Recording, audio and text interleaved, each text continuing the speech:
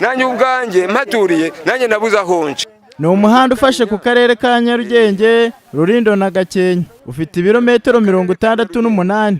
Abaturage bahaturiye binubira iryo vumbi, bahangayikishijwe nuko iryo vumbi ryabatera indwara.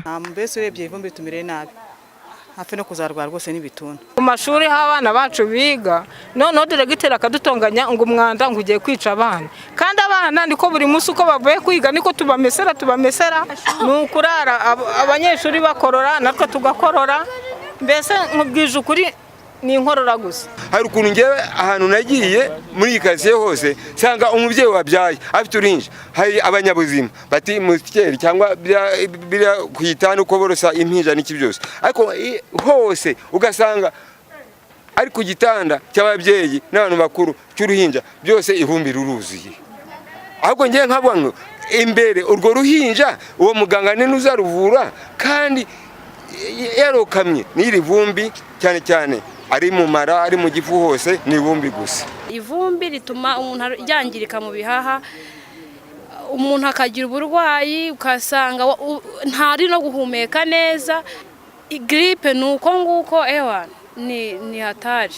Uyu muhanda ugaragaramo ivumbi ryinshi cyane ku gice kigana muri rumwe mu nganda zikora ibinyobwa mu Rwanda.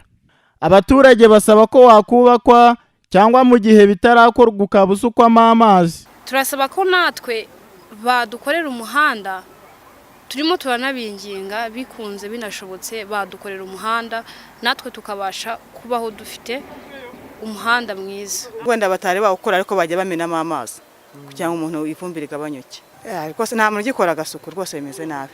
Bajyana nyene muri iri vumbi bakaza basa nk'udusimba. I Kigali batwoherezaga n'imodoka ikamenamo amazi, none yiherera i Kigali ntago iza kudutabara twebwe abanyenzobe. Igihe imvura itari yagwa batwohereje ya modoka imenamo amazi nibura tukara ko umucucu wabo hwana. Kuki hari Kigali kandi Kigali muri kaburimbo Nzove twebwe tukarengana tuzira iki? Nayo kuko yari uruganda rukomeye hano muri Nzove kandi rigira ikimarira igihugu wenda byenye n'amafaranga, nayo yareba uko bigenza bagakora uyu muhanda maze abaturage bakabasha kubaho neza. Niba batarashira muri projet uyu muhanda kushiramo kaburimbo, ariko abadushiremo laterite nzima idateza ivumbi cyangwa se igihe cy'imvura ngo izane icyondo. Nsabimana Vedaste, umuyobozi w'akarere ka Nyarugenge wungirije ushinzwe iterambere ry'ubukungu, avuga ko bavuganye n'abaturage ko baba bamenamo amazi mu gihe utarakorwa neza.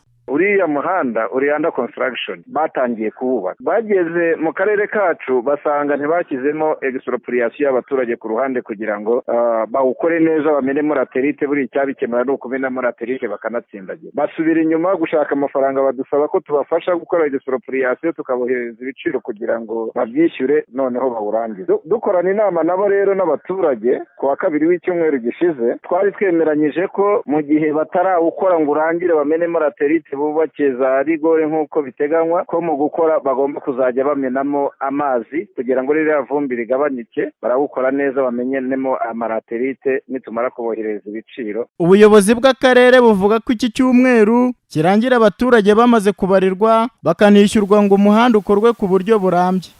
Robert Bashimiki, Flash TV.